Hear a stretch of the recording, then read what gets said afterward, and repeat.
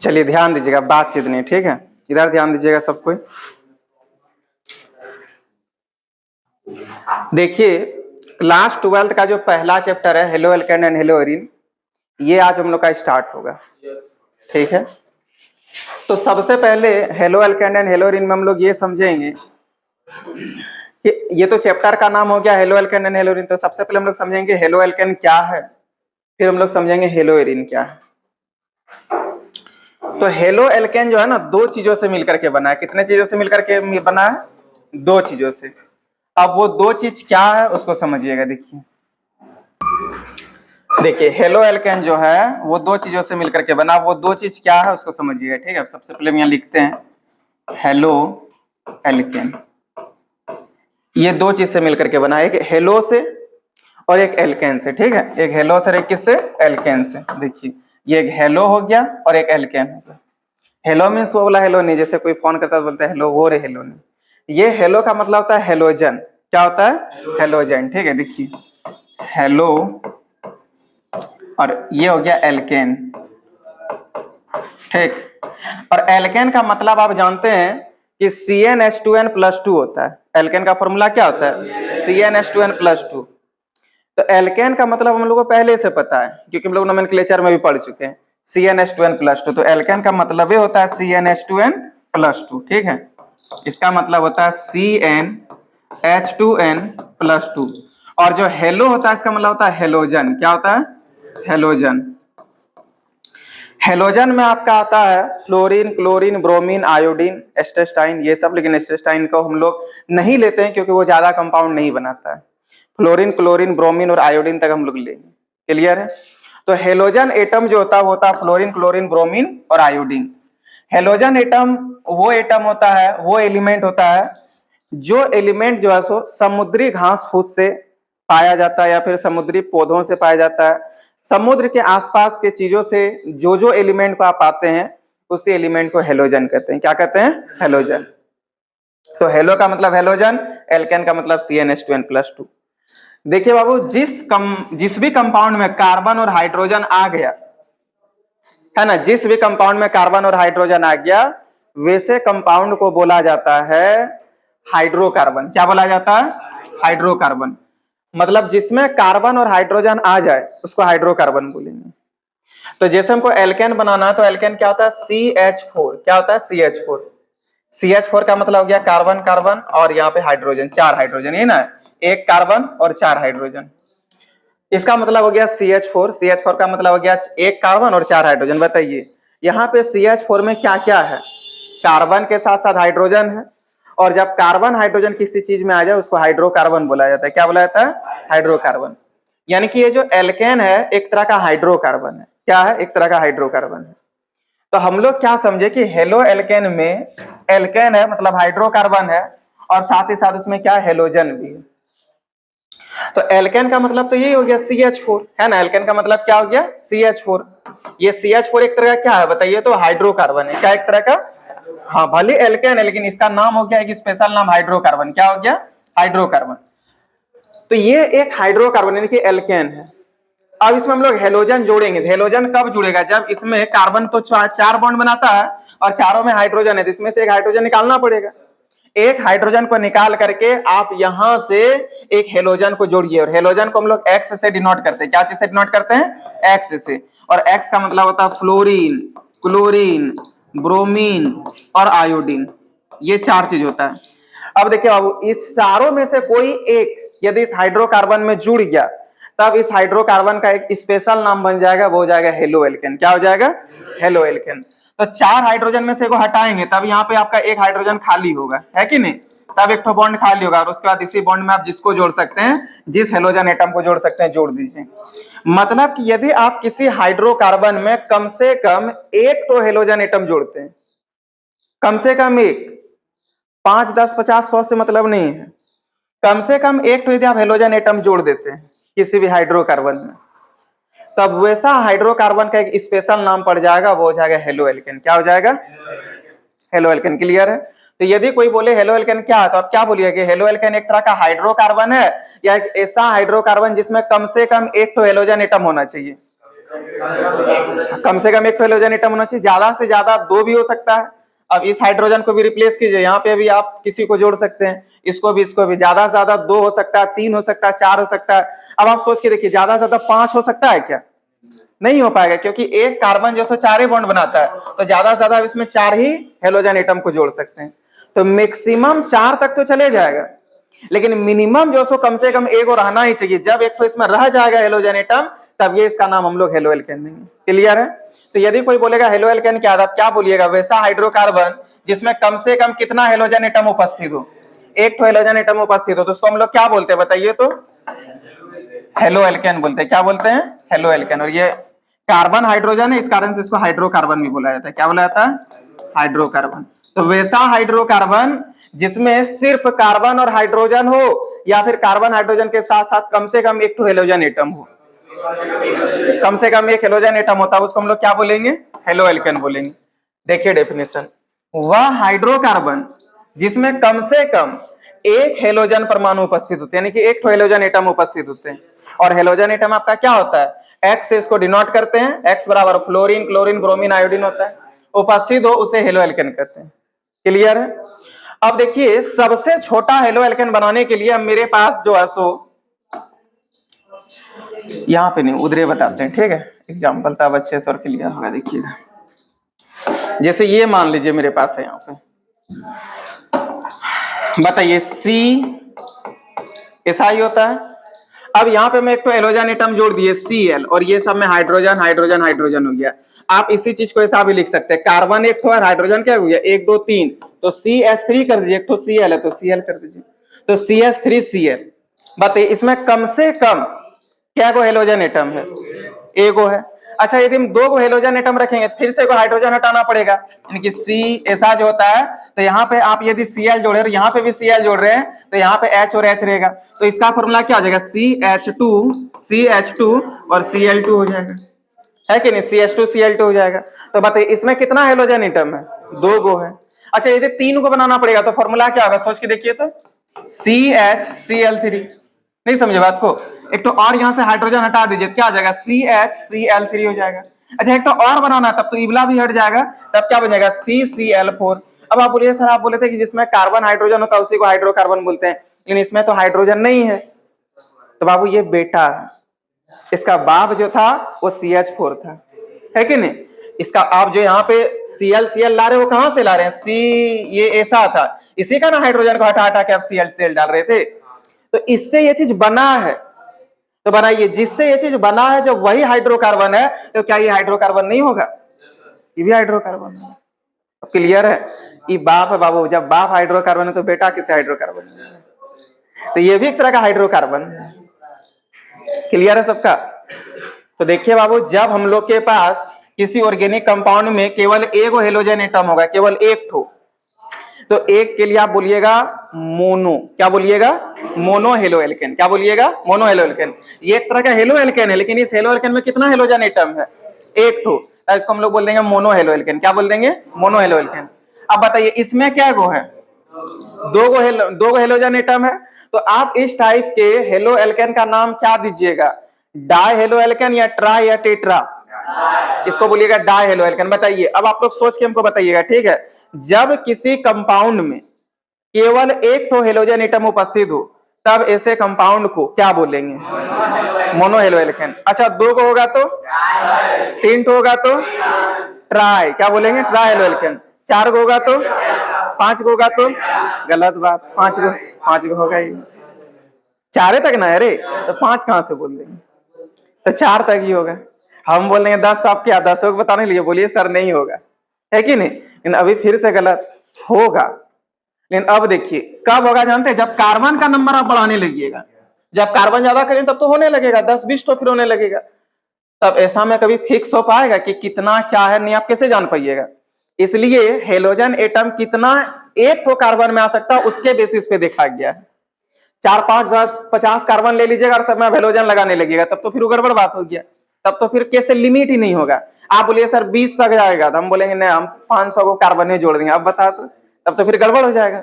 इस कारण से वैज्ञानिक सब जो सो फिक्स कर दिया कि कार्बन एक ठो लेना है और उस एक कार्बन में देखना है कितना हेलोजन एटम जा सकता है, तो एक कार्बन में 4 हेलोजन एटम जा सकता है। याद कीजिए सॉल्यूशन चैप्टर। सॉल्यूशन चैप्टर में हम आप लोग को पढ़ाए थे सॉल्यूशन का क्लासिफिकेशन, कई टाइप का क्लासिफिकेशन हुआ था। आदर्श विलयन, अनादर्श विलयन भी देखे थे, विलय के आधार पे देखे थे, विलायक के आधार पे देखे थे, है कि नहीं। उसके बाद फिर क्या कहते हैं, विलायक के नेचर के आधार पे देखे थे, वही solid solution, liquid solution, gas solution, ऐसा हम लोग 5-6 टाइप का सॉल्यूशन देख लिए थे, देखे थे कि नहीं। तो वहां पे जो हम लोग टाइप देखे थे उतना उतना सॉल्यूशन का, तो क्या सबका बेस, सबका आधार एक ही था या सबका आधार अलग अलग था? सबका आधार अलग अलग था। उसी प्रकार हम लोग भी यहाँ पे जो हेलो एल्केन का बहुत सारा भी टाइप देखने वाले हैं, आज हम आपको 2 टाइप का बता देंगे, तो इसमें भी हम लोग कई टाइप का देखने वाले हैं, तो उसमें आधार सबका अलग अलग होगा। अब आप खुद बताइए, अभी आप इसको मोनो हेलो एल्केन बोले, आप इसको डा हेलो एल्केन बोले, आप इसको ट्रा हेलो एल्केन बोले, आप इसको टेट्रा हेलो एल्केन बोले, लेकिन ऐसा क्यों बोले, किसके संख्या के आधार पर बोले बताइए? तो हेलोजन एटम के संख्या के आधार पर। किसके आधार पर? हेलोजन एटम के संख्या के आधार पर। क्योंकि इसमें एक तो हेलोजन एटम था तो अब इसको मोनो हेलो एल्केन बोल दिए, इसमें 2 गो था तो अब इसको डा हेलो एल्केन बोल दिए, इसमें 3 गो था तो ट्रा हेलो एल्केन बोल दिए, इसमें 4 गो हेलोजन एटम था तो अब इसको टेट्रा हेलो एल्केन बोल दिए। यानी कि जितना हेलोजन एटम था उस हिसाब से आप जो सो अलग अलग टाइप का नाम बता दिए। इसका मतलब अभी जो क्लासिफिकेशन हुआ है, अभी जो क्लासिफिकेशन हुआ वो किसके आधार पे हुआ है? हेलोजन एटम के संख्या के आधार पे या हेलोजन एटम के मात्रा के आधार पे? संख्या के आधार पे। एक गो था तो मोनो, 2 गो था तो डा, 3 गो था ट्राई और 4 गो था तो टेट्रा बोल दिया, है ना। तो हेलोजन एटम के संख्या के आधार पे अब आप खुद सोचिए कि कितना टाइप का हम लोग हेलो एल्केन जाने, 4 टाइप का या 40 टाइप का? 4 टाइप का। कैसे कीजिएगा जी, नहीं समझ में आया क्या? तो कहां कुछ बोलते हैं हेलोजन, जब हम कुछ पूछते हैं तो आप लोग ऐसे करते हैं, बोलिए उस चीज को, ठीक है, तब हमको लगेगा कि समझ में आया, क्योंकि अभी जो है सो बेसिक स्टार्ट हो चुका है, इसके बाद जो है सो भयंकर चीज स्टार्ट करेंगे, ठीक है, आपको टेंशन नहीं लेना है, वो भयंकर जो है सो और नॉर्मल होगा। चलिए अब एक बार और बताइए कि हेलोजन एटम के संख्या के आधार पे हम लोग हेलो एल्केन कितना टाइप का देखिए बताइए। जब एक तो हेलोजन एटम रहेगा तब क्या बोलेंगे? 2 गो रहेगा तो 3 तो हेलोजन एटम रहेगा और 4 गो रहेगा तो, देखिए देखने से पहले याद हो चुका है। क्लासिफिकेशन ऑफ हेलो एल्केन, यानी कि हेलो एल्केन का वर्गीकरण, पहला क्लासिफिकेशन हुआ on the basis of number of halogen atom. अब आप खुद बताइए, जब एगो नंबर ऑफ हेलोजन एटम होगा तो उसको क्या बोलेंगे? किस टाइप का halo alkane? Mono halo alkane, mono halo alkane. उसका फिगर यहाँ पे बना दीजिएगा, अभी हम आपको बता देंगे। अब 2 गो रहेगा तो क्या बोलेंगे? 3 गो रहेगा तो, और 4 गो रहेगा तो टेट्रा हो जाए। क्लियर है सबका? चलिए अब हम यहाँ पे बना रहे और आप लोगों को सोच के बताइएगा, ठीक है, कि कौन वाला क्या कहलाएगा, कौन मोनो कहलाएगा, कौन डाई कहलाएगा, कौन क्या कहलाएगा, वो आपको खुद बताना है। देखिए पहला एग्जांपल हम यहाँ पे ले रहे हैं, वो ऐसा है। सभी बच्चे मिल के बताइएगा, आप इसको कैसा हेलो एल्केन बोलिएगा, यानी कि ये वाला एग्जांपल को बनाना है मोनो हेलो एल्केन में। क्लियर है? चलिए सेकंड नंबर देखिएगा,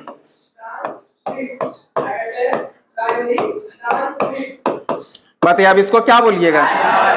इसको डाई हेलो एल्केन में बना। अच्छा, इसको डाई हेलो एल्केन क्यों बोलेंगे? 2 गो हेलोजन एटम। तीसरा नंबर हो गया,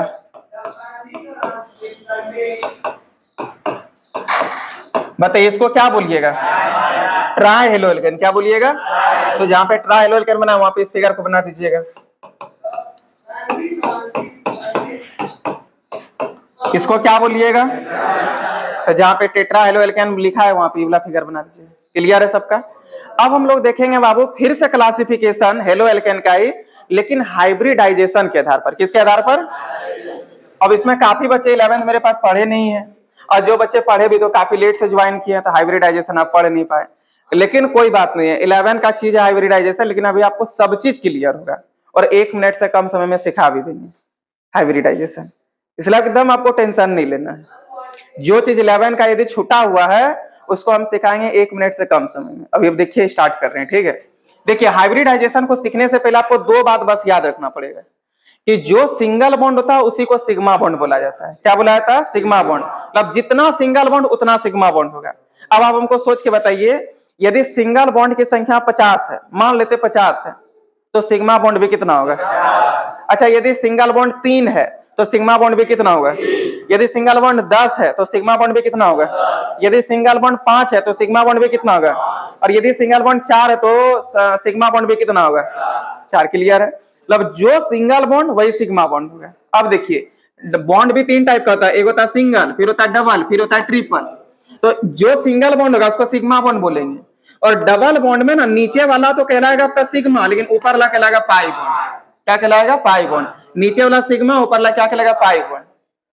और जब ट्रिपल बॉन्ड होगा तो इसमें भी नीचे वाला सिग्मा कहलाएगा, क्या कहलाएगा, सिग्मा, और बाकी बात 2 को पाई बॉन्ड कहलाएगा, क्या कहलाएगा। क्लियर है सबका। अब आप लोग हमको सोच के बताइएगा, ठीक है, कि जितना भी सिंगल बॉन्ड होगा वो क्या कहलाएगा, सिग्मा बॉन्ड। अच्छा, डबल बॉन्ड में एक को क्या होगा, सिग्मा, और एक को क्या होगा, अच्छा नीचे वाला को क्या बोलेंगे, और ऊपर वाला को पाई बॉन्ड। अच्छा, यदि ट्रिपल बॉन्ड रहेगा तो सबसे नीचे वाला को क्या बोलिए, और 2 को ऊपर वाला। क्लियर है। अब देखिए हाइब्रिडाइजेशन होता है क्या, ठीक है, देखिए हाइब्रिडाइजेशन का फॉर्मूला होता है sigma bond plus lone pair. क्या होता है, sigma bond plus lone pair. देखिए बाबू, सबसे पहले हम आपको एक चीज और माइंड में दे देते हैं कि ऑर्गेनिक केमिस्ट्री में कार्बन पे लॉन पेयर कभी जिंदगी में नहीं आएगा। ऑर्गेनिक केमिस्ट्री में हो गया कि जब कार्बन के साथ हाइड्रोजन जुड़ जाए, तो कार्बन और हाइड्रोजन जब एक साथ रहेगा तब उसमें कभी भी लॉन पेयर नहीं आ सकता है। हाँ, कार्बन में भी लॉन पेयर आता है, लेकिन ऑर्गेनिक में नहीं आएगा, वो आपके इनऑर्गेनिक में चले जाएगा, इसलिए आपको टेंशन नहीं लेना है। इसलिए कार्बन में यानी कि ऑर्गेनिक केमिस्ट्री में आपको हमेशा कार्बन का लॉन पेयर 0 लेना है। कितना लेना है, 0, हमेशा 0 ही आएगा। अब क्यों 0 आएगा वो भी अभी आपको बता देते हैं। सबसे पहले देखिए हाइब्रिडाइजेशन का जो फॉर्मूला होता है, हाइब्रिडाइजेशन, इसका जो फॉर्मूला होता है वो होता है sigma bond plus lone pair. क्या होता है, sigma bond plus lone pair. Sigma bond उसको बोलते हैं जो सिंगल बॉन्ड होता है, और लॉन पेयर उसको वो इलेक्ट्रॉन को बोलते हैं जो इलेक्ट्रॉन बॉन्डिंग में भाग नहीं ले पाता है। समझे, जो इलेक्ट्रॉन बॉन्डिंग में भाग नहीं ले पाएगा, जो खाली बच जाएगा, उसी को लॉन पेयर बोलेंगे। लेकिन देखिए कार्बन सब यहाँ पे हाइड्रोजन के साथ जुड़ा हुआ है, यहाँ पे सारा का सारा कार्बन देखिए 6 नंबर में आता है, लास्ट में कितना होगा, 2 4, ये चारों का चारों इलेक्ट्रॉन बॉन्डिंग में भाग ले चुका है। यदि इसमें 3 को इलेक्ट्रॉन भाग लेता है तो एक बच जाता है, वो आपका फिर आ जाता लॉन में, 2 को रह जाता तब उसी को बोलते लॉन पेयर। क्या बोलते हैं, लॉन पेयर। तो कार्बन में कभी जिंदगी में आपका जो है सो ऑर्गेनिक केमिस्ट्री का कार्बन में कभी भी आपका लॉन पेयर आएगा ही नहीं, लॉन पेयर हमेशा 0 होगा। बोलिए सर क्यों 0 होगा, क्योंकि इसमें सारा का सारा जो है सो हाइड्रोजन के साथ देखिए आपका बॉन्ड बना लिया है। तो बताइए यहाँ पे जो हम स्ट्रक्चर बनाए हैं ये वाला, ठीक है, ये जो हम स्ट्रक्चर यहाँ पे बनाए हैं सी ऐसा। अब आप बताइए इसमें सिंगल बॉन्ड क्या गो है, 4 गो सिंगल बॉन्ड है, 1 2 3 4, और जो सिंगल बॉन्ड होता है उसी को सिग्मा बॉन्ड बोलते हैं। तो बताइए जब सिंगल बॉन्ड 4 गो है तो सिग्मा बॉन्ड भी क्या गो होगा, लॉन पेयर कितना है, 0 है। अब 4 + 0 कीजिए, 4 होगा, और 4 के लिए आता है S1P3। क्या आता है, S1P3। बस ये आपको ध्यान में रखना है कि यदि हाइब्रिडाइजेशन का मान 4 आया तो उसके लिए S1P3 लिखेंगे। क्या लिखेंगे, S1P3 लिखेंगे। क्लियर है। तो अब हम लोग देखेंगे हाइब्रिडाइजेशन के आधार पर वर्गीकरण, समझ गए ना। इसी हाइब्रिडाइजेशन के आधार पर हम लोग वर्गीकरण देखने वाले हैं कि आखिर जो आपका हेलोजन एटम जुड़ा है वो कौन कार्बन के साथ जुड़ा है, उस कार्बन का हाइब्रिडाइजेशन कितना, उसके बेसिस पे हम लोग देखने वाले हैं। क्लियर है। जैसे हेलोजन एटम मान लेते हैं कि यहाँ पे आपका हेलोजन एटम जुड़ा है, तो बताइए ये जो हेलोजन एटम जुड़ा है ये इसी कार्बन से जुड़ा है। इस कार्बन के यदि हम लोग हाइब्रिडाइजेशन निकालेंगे तो बताइए इसमें सिंगल बॉन्ड क्या गो है, 4 गो सिंगल बॉन्ड है, तो सिंगल बॉन्ड का मान हो गया 4। इसमें लॉन पेयर क्या गो है, 0, तो 4 + 0 मिलके 4 हो गया, यानी कि S1P3। यानी कि ये कार्बन का जो हाइब्रिडाइजेशन है वो कितना है, S1P3। मतलब जो हेलोजन एटम जिस कार्बन के साथ जुड़ा है वो कार्बन कैसा हाइब्रिडाइजेशन का है, S1P3 का है। यानी कि S1P3 हाइब्रिडाइज्ड कार्बन एटम के साथ कौन जुड़ा है, यहाँ पे हेलोजन एटम जुड़ा है। समझ में आ रहा है। चलिए अब हम फाइनली एक बार और बताते हैं, तब फिर हम लोग आगे बढ़ेंगे, ठीक है। जैसे हम यहाँ पे एक एग्जांपल लेते हैं, और हम एग्जांपल ले रहे हैं एल्काइल हैलाइड का। किसका ले रहे हैं, एल्काइल हैलाइड का, ठीक है, एल्काइल हैलाइड का। सबसे पहले हम यहाँ पे इसका जनरल स्ट्रक्चर बनाएंगे। जनरल स्ट्रक्चर को GS लिख देंगे, समझ जाइएगा ना, क्योंकि हेडिंग वहां पे बना हुआ है GS में, जनरल स्ट्रक्चर, ठीक है। अभी जो PDF उसमें सब हेडिंग बना हुआ है, इसलिए आपको टेंशन नहीं लेना है। हम यहाँ पे एक स्ट्रक्चर बनाएंगे और आप हमको अब सोच के बताइएगा कि क्या होगा नहीं होगा, ठीक है। जैसे देखिए बाबू यहाँ पे एक कार्बन ले लिए, हाइड्रोजन हाइड्रोजन हाइड्रोजन, और यहाँ पे हम एक तो हेलोजन एटम जोड़ दिए। हेलोजन एटम को X बोलते हैं, मतलब फ्लोरीन क्लोरीन ब्रोमीन आप जो जोड़ सकते हैं। अब इस कार्बन का सबसे पहले हम लोग निकालेंगे हाइब्रिडाइजेशन, ठीक है। तो अब यदि हम लोग इसका हाइब्रिडाइजेशन निकालते हैं तो देखिए इसका हाइब्रिडाइजेशन क्या होगा। हाइब्रिडाइजेशन फॉर्मूला बताइए, हाइब्रिडाइजेशन का क्या होता है? Sigma bond plus lone pair. बताइए सिग्मा बॉन्ड किसको बोलते हैं, सिंगल बॉन्ड को या डबल बॉन्ड को? अच्छा, डबल बॉन्ड में भी सिग्मा बॉन्ड होता है, लेकिन क्या गो? ट्रिपल बॉन्ड में भी होता है, क्या गो? बाकी बात दो तो पाई बॉन्ड होता है। तो सिग्मा बॉन्ड यहाँ पे देखिए 1 2 3 4 सबका सब सिंगल बॉन्ड है, और सारे सिंगल बॉन्ड को ही सिग्मा बॉन्ड बोलते हैं, तो सबका सब यहाँ पे सिंगल बॉन्ड है, तो सिंगल बॉन्ड को सिग्मा बॉन्ड बोलेंगे। तो सिंगल बॉन्ड 4 गो है, तो सिग्मा बॉन्ड भी कितना हो गया? 4। लोन पेयर एक भी ऐसा खाली इलेक्ट्रॉन नहीं है जो कि भाग ना लिया हो, तो सारा का सारा इलेक्ट्रॉन ले लिया भाग, तो लोन पेयर का मान हो गया 0।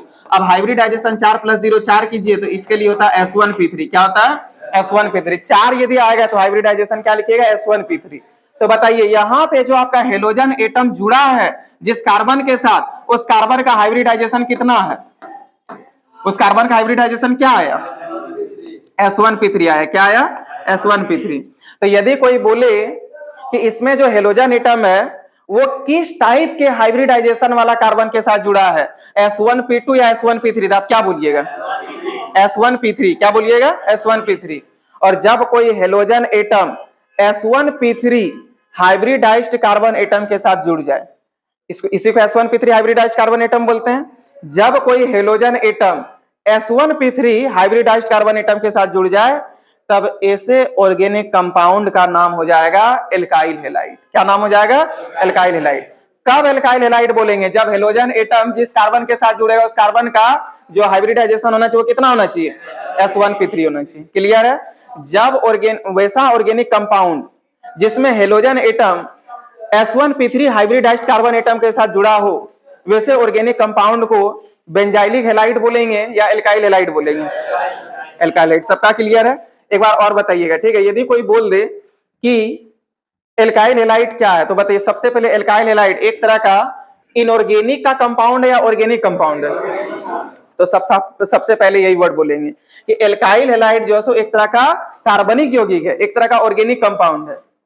लेकिन ऑर्गेनिक कंपाउंड है जिसमें हेलोजन एटम जिस कार्बन के साथ जुड़ा होगा उस कार्बन का हाइब्रिडाइजेशन कितना होगा? S1P3 होगा। तो डायरेक्ट हम लोग ऐसा बोलेंगे कि वह कार्बनिक यौगिक जिसमें halogen atom S1P3 hybridised carbon atom के साथ जुड़ा हो या फिर बंधन बनाया हो, उसे ही एल्काइल हैलाइड कहा जाता है। क्लियर है?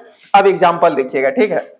अब बताइए X के जगह पे आप क्या क्या रख सकते हैं, आप हमको खुद बताइएगा, ठीक है। पहला एग्जांपल हम यहाँ पे लेना चाहेंगे HCCHH। बताइए X के जगह पे क्या ले, जल्दी बताइएगा। क्लोरीन। चलिए क्लोरीन ले लिए। और एग्जांपल हम लिख रहे हैं, ठीक है। अच्छा बताइए ये जो है क्लोरीन किसके साथ जुड़ा हुआ है? S1P3 के साथ। तब बताइए इस टाइप के एल्काइल मतलब इस टाइप के ऑर्गेनिक कंपाउंड को क्या बोलेंगे? एल्काइल हैलाइड बोलेंगे।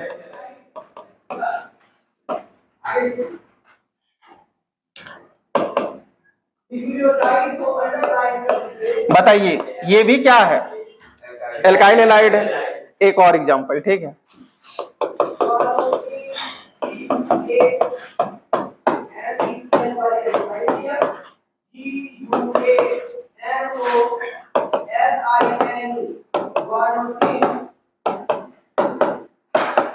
बताइए आप इसको भी क्या बोलिएगा?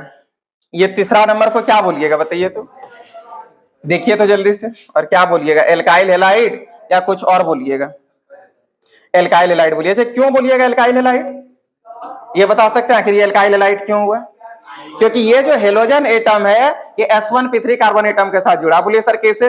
देखिए इसका हाइब्रिडाइजेशन निकालिए इस कार्बन का, क्योंकि हेलोजन एटम जिस कार्बन के साथ जुड़ा हो यदि उस कार्बन का हाइब्रिडाइजेशन S1P3 है तब वो कंपाउंड एल्काइल हैलाइड कहलाएगा। अब यहां से देखिए ये जो है सो आयोडीन इस कार्बन के साथ जुड़ा है, और ये कार्बन के पास 1 2 3 4 गो क्या सिंगल बॉन्ड है। हाइब्रिडाइजेशन का फॉर्मूला क्या होता है? Single bond plus lone pair, मतलब sigma bond plus lone pair. तो सिग्मा बॉन्ड 4 लोन पेयर 0, तो 4 + 0 4 ही होगा, तो S1P3। इसका मतलब ये जो आयोडीन जुड़ा है ये किसके साथ जुड़ा हुआ है? S1P3 हाइब्रिडाइज्ड कार्बन एटम के साथ जुड़ा है। तो बताइए वैसा ऑर्गेनिक कंपाउंड जिसमें halogen atom S1P3 hybridised carbon atom के साथ जुड़ा हो, ऐसे ऑर्गेनिक कंपाउंड का नाम आप क्या दीजिएगा? बेंजाइलिक हैलाइड या एलाइलिक हैलाइड या एल्काइल हैलाइड? क्लियर है? तो अभी जो हम लोग देखने वाले हैं हेलो एल्केन का टाइप्स, वो हेलोजन एटम के संख्या के आधार पे या हाइब्रिडाइजेशन के आधार पे? हाइब्रिडाइजेशन के आधार पे। किसके आधार पे? हाइब्रिडाइजेशन के आधार पे। देखिए, classification based on the hybridization, यानी कि हाइब्रिडाइजेशन के आधार पर वर्गीकरण ऑफ द कार्बन, उस कार्बन का टू बी जिस पर the halogen atom is attach, जिस पर आपका हेलोजन एटम क्या है? जुड़ा हुआ है। समझ गए ना? उसी जिस कार्बन एटम पे हेलोजन एटम जुड़ा है उस कार्बन एटम के हाइब्रिडाइजेशन के आधार पर हम लोग क्या देख रहे हैं? वर्गीकरण देख रहे हैं। देखिए बाबू, सबसे पहला हो गया एल्काइल हैलाइड। अब आप खुद हमको सोच के बताइए कि एल्काइल हैलाइड एक ऐसा ऑर्गेनिक कंपाउंड है जिसमें halogen atom S1P3 hybridised carbon atom के साथ जुड़ा हुआ है, किसी और के साथ जुड़ा हुआ? S1P3 के साथ। देखिए, एल्काइल हैलाइड एक कार्बनिक यौगिक है जिसमें एक हेलोजन एटम उपस्थित होता है। बात तो सही है, उपस्थित होगा, लेकिन वो किसके साथ जुड़ा हुआ होगा बताइए तो? जो sp3 यानी कि S1P3 बोलिए sp3, बात बराबर होता है। जो sp3 हाइब्रिडाइज्ड कार्बन एटम से जुड़ा होता है उसी को हम लोग क्या कहते हैं? एल्काइल हैलाइड कहते हैं। क्या क्लियर है सबका? अब आप देखिए बाबू, general structure of alkyl halide, तो जनरल स्ट्रक्चर में इसको बना लीजिएगा। ये जनरल स्ट्रक्चर हो गया, देखिए यहाँ पे लिख दिए जनरल स्ट्रक्चर में ये बना दीजिएगा, हाइब्रिडाइजेशन उसके नीचे लिख भी लीजिएगा, और ये आपका हो गया एग्जाम्पल, और इस एग्जाम्पल को यहाँ पर आप लिख लीजिएगा। देखिए एग्जाम्पल के लिए भी जगह छोड़ दीजिए। क्लियर है सबका? चलिए अब इसके आगे हम लोग एलाइलिक हैलाइड समझेंगे, लेकिन इसको पढ़ना होना नहीं है, अब डायरेक्ट पहले समझिए तब आएंगे, पहले समझना तब डेफिनेशन देखना है, ठीक है? देखिए क्या होता है एलाइलिक हैलाइड, अब उसको समझेंगे। देखिए जैसे यहाँ पे मान लीजिए हम यहाँ लिख भी देते हैं एलाइलिक हैलाइड,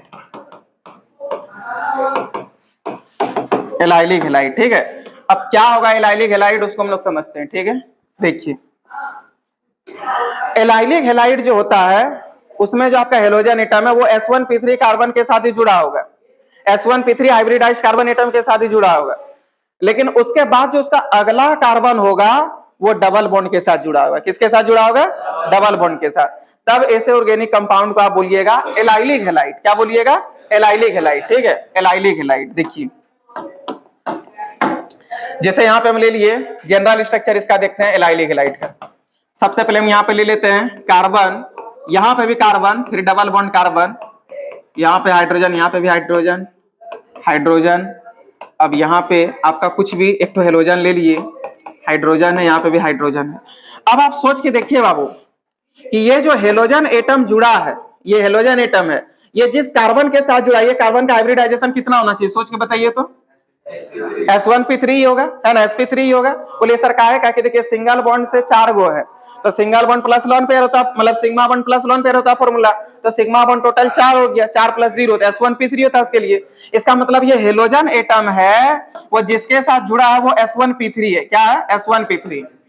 तो जब halogen atom S1P3 hybridised carbon atom के साथ जुड़े, लेकिन उसका जो अगला कार्बन है वो डबल बॉन्ड के साथ यदि जुड़ गया, तब ऐसे ऑर्गेनिक कंपाउंड को एलाइलिक हैलाइड बोलेंगे। क्या बोलेंगे?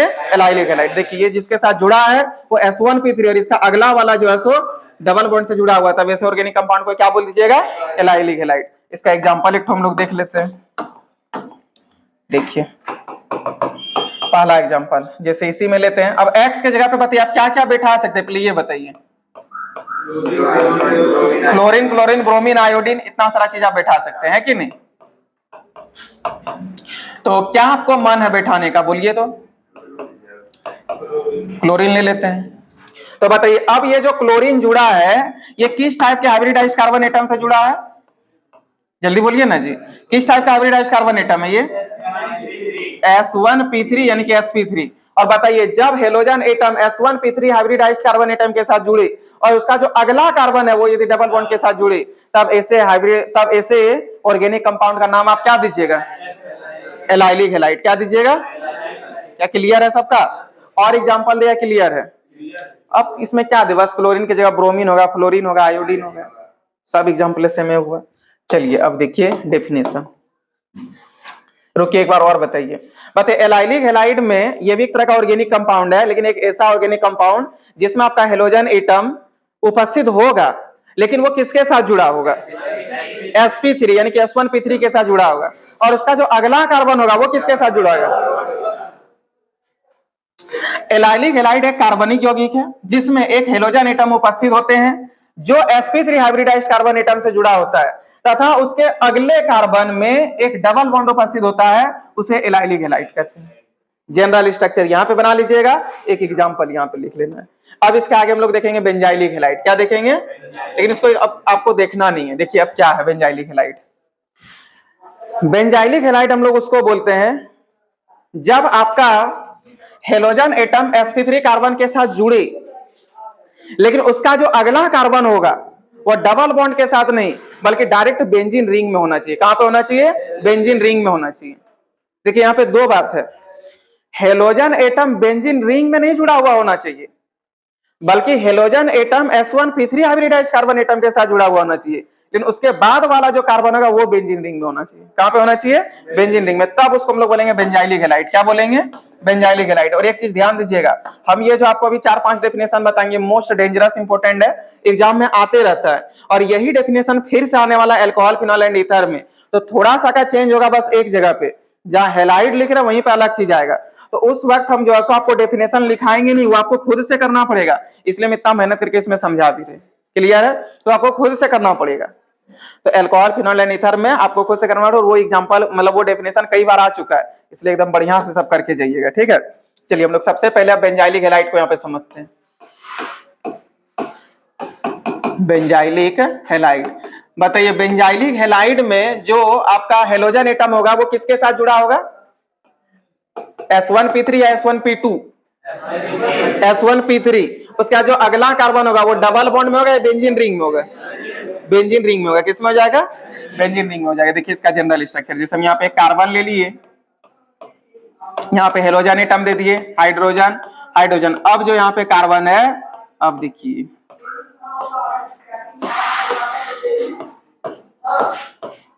अल्टरनेट डबल बॉन्ड को बेंजीन कहते हैं ना। देखिए अल्टरनेट डबल बॉन्ड हो गया। अब देखिए बाबू, ये हेलोजन एटम इस कार्बन के साथ जुड़ा है, और ये कार्बन जो सो S1p3 है। सोच के देखिए है कि नहीं है। बोलिए सर क्या इसका हाइब्रिडाइजेशन निकालना है, समझ गए, समझ गए। तो ये S1p3 है। बोलिए सर कैसे, फिर भी थोड़ा सा बता दीजिए। देखिए ये देखिए, ये कार्बन 1 2 3 4 सब सिंगल बॉन्ड से जुड़ा है। तो फॉर्मूला होता है sigma bond plus lone pair, और सिंगल बॉन्ड को सिग्मा बॉन्ड बोलते हैं। तो सिग्मा बॉन्ड 4 हो गया, लोन पेयर 0 है, तो S1p3 हो गया हाइब्रिडाइजेशन। तो हेलोजन एटम जुड़ा है S1p3 के साथ, और इसका जो अगला है कार्बन, ये देखिए बेंजीन रिंग में। कहां पर है, बेंजीन रिंग में। तब ऐसे हाइड्रोकार्बन को, ऐसे कंपाउंड को बेंजाइलिक हैलाइड बोलिए। क्या बोलिएगा, बेंजाइलिक हैलाइड। बताइए बेंजाइलिक हैलाइड के लिए, ठीक है, अब आप हमको सोच के बताइएगा कि बेंजाइलिक हैलाइड के लिए जो आपका हेलोजन एटम है वो डायरेक्ट बेंजीन के किसी कार्बन से जुड़ा रहेगा या S1p3 कार्बन एटम के साथ जुड़ा रहेगा, S1p3 कार्बन एटम के साथ जुड़ा रहेगा। और उसका अगला जो कार्बन है वो किस में रहेगा, बेंजीन रिंग में रहेगा। तब ऐसे हाइड्रोकार्बन को आप लोग क्या बोलिएगा, बेंजाइलिक हैलाइड। क्या बोलिएगा, बेंजाइलिक हैलाइड। अब एग्जांपल यहाँ पे आप कुछ भी ले सकते हैं। अब X है तो X के जगह पे आप फ्लोरीन क्लोरीन ब्रोमीन, आपको जो मन करे आप ले सकते हैं। तो बताइए यहाँ पे इस बार क्या ले लें, फ्लोरीन। चलिए अच्छा फ्लोरीन ले लेते हैं। अब यदि कोई आयोडीन बोले हैं तो कोई बात नहीं बाबू, फिर से एक बार आयोडीन भी ले लेते हैं। देखिए क्या ले ले, आप बताइए, आयोडीन। तो चलिए आयोडीन ले लेते हैं। अब आप खुद हमको सोच के बताइए कि यहाँ पे ये जो है सो फ्लोरीन, ये जिस कार्बन के साथ जुड़ा है S1p3 है, और इसका अगला कार्बन देखिए बेंजीन रिंग में। यहाँ पे आपका आयोडीन जुड़ा है तो S1p3 कार्बन के साथ जुड़ा है, इसके बाद जो अगला कार्बन ये बेंजीन रिंग में है, तब ऐसे हाइड्रोकार्बन को हम लोग क्या बोल देंगे, बेंजाइलिक हैलाइड। क्या बोल देंगे। अब आप लोग एक बार हमको सोच के बताइएगा, ठीक है। बेंजाइलिक हैलाइड का जो डेफिनेशन होना चाहिए वो क्या होना चाहिए, एक तरह का इनऑर्गेनिक कंपाउंड है, ऑर्गेनिक कंपाउंड है। अच्छा, एक ऐसा ऑर्गेनिक कंपाउंड जिसमें हेलोजन एटम जुड़ा होगा, कौन से हाइब्रिडाइजेशन कार्बन के, sp3 के साथ। उसके बाद जो अगला कार्बन होगा वो किसमें होगा, बेंजीन रिंग में होगा। तब ऐसे ऑर्गेनिक कंपाउंड को आप लोग क्या बोलिएगा, बेंजाइलिक हैलाइड। क्या बोलिएगा। देखिए बेंजाइलिक हैलाइड एक कार्बनिक यौगिक है जिसमें एक हेलोजन एटम उपस्थित होता है जो sp3 हाइब्रिडाइज्ड कार्बन एटम से जुड़ा होता है, तथा अगला कार्बन बेंजीन रिंग में उपस्थित होता है, उसे बेंजाइलिक हैलाइड कहते हैं। क्लियर है। यहाँ पे इसका जनरल स्ट्रक्चर हो गया, और यहाँ पे उसका एग्जांपल कर लीजिएगा। अब इसके आगे देखिए बाबू, विनाइलिक हैलाइड है। क्या है, विनाइलिक हैलाइड। अब विनाइलिक हैलाइड क्या होता है उसको समझिएगा। देखिए अभी तक में हम लोग जितना भी चीज समझे सब जो है सो sp3 कार्बन एटम के साथ जुड़ा था। किसके साथ जुड़ा था, sp3। लेकिन विनाइलिक हैलाइड जुड़ेगा sp2 कार्बन के साथ। किसके साथ जुड़ेगा? sp2। अब बोलिए सर sp2 कार्बन कैसे बनेगा? अब देखिए आपको समझाते हैं। सबसे पहले हम लोग यहाँ पे लिखते हैं विनाइलिक, विनाइलिक हैलाइड। इसका हम लोग जनरल स्ट्रक्चर देख लेते हैं, ठीक है।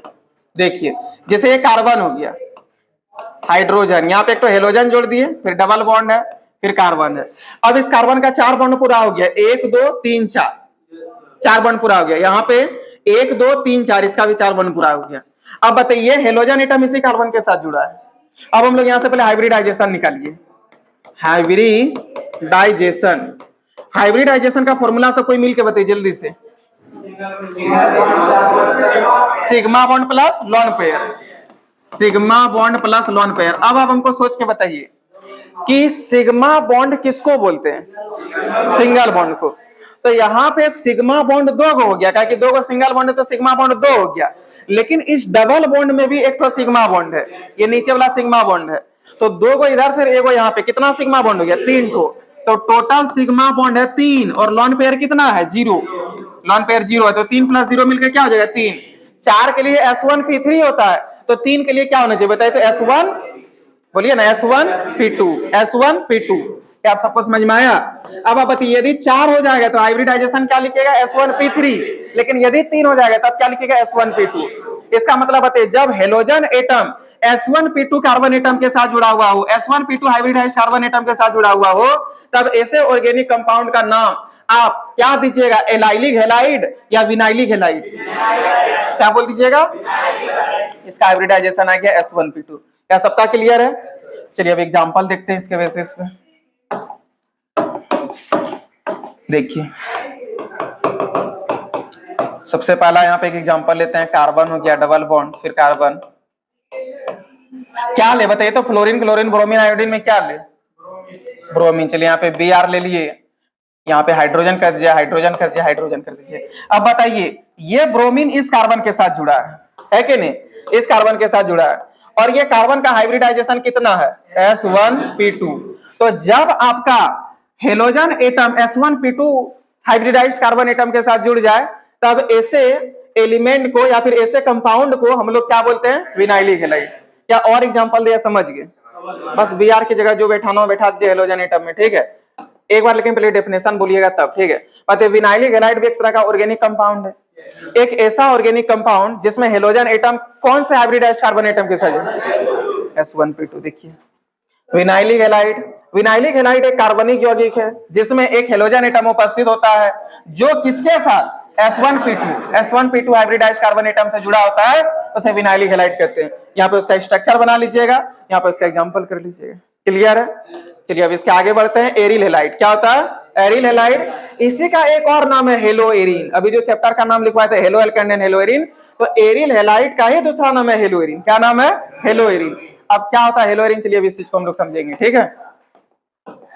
देखिए बाबू, अभी विनाइलिक हैलाइड में आप क्या समझे, सॉरी बेंजाइलिक हैलाइड में आप क्या समझे कि बेंजाइलिक हैलाइड जो है उसमें S1P3 हाइब्रिडाइज्ड कार्बन एटम के साथ एक तो हेलोजन एटम जुड़ा रहेगा, और उसका अगला कार्बन जो सो बेंजीन रिंग में होगा। लेकिन हेलो एरीन या फिर एरिल हैलाइड, जो बोलिए दोनों सेम चीज है, इसके लिए थोड़ा सा अलग है। इसमें यह होता है कि जो आपका हेलोजन एटम है वो डायरेक्ट बेंजीन के ही किसी कार्बन के साथ जुड़ा होगा। किसके साथ जुड़ा होगा? बेंजीन के ही किसी कार्बन के साथ जुड़ा होगा। जब बेंजीन के किसी कार्बन के साथ जुड़ जाएगा तब उसको आप बोलिएगा एरिल हैलाइड। क्या बोलिएगा? Aryl halide. इसी का एक और नाम है हेलो एरीन, ठीक है। एरिल हैलाइड या फिर हेलो एरीन, जो बोलिए, एरिल हैलाइड। अब एरिल हैलाइड, ठीक है, यानी कि हेलो एरीन, दोनों नाम इसी का है। इसका हम लोग सबसे पहले एक जनरल स्ट्रक्चर समझेंगे। देखिए अब आप हमको सोच के थोड़ा सा बताइएगा, ठीक है। हम यहाँ पे जैसे बेंजीन बना रहे हैं,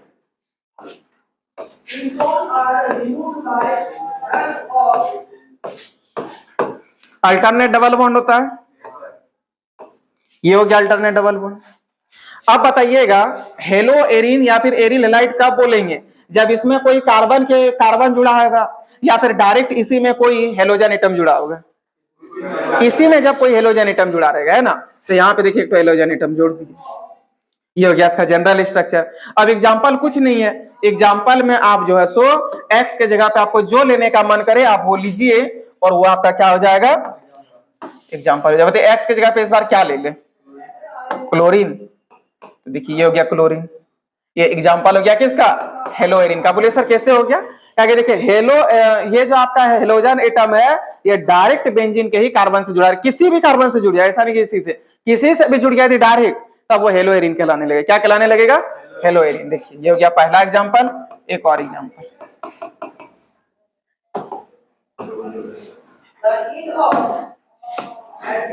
एक और कर लेते हैं।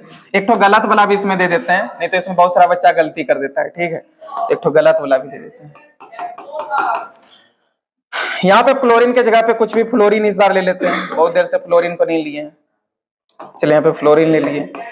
अब देखिए, अब हमको थोड़ा सा यहाँ पे सोच के बताइएगा, हम नहीं बोलेंगे, ठीक है। हम जिससे पूछेंगे वही बच्चे, सब कोई नहीं बताइएगा।